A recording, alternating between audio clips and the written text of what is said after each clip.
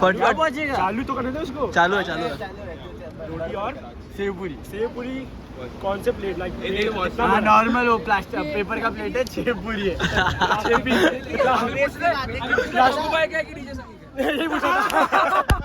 अबे तो आंसर कर पहले फटफट। प्लास्टिक का प्लास्टिक का प्लेट है या फिर ऑस्ट्रेलिया? अभी ग्रेविटी गिनने मत बैठना, आंसर वही ना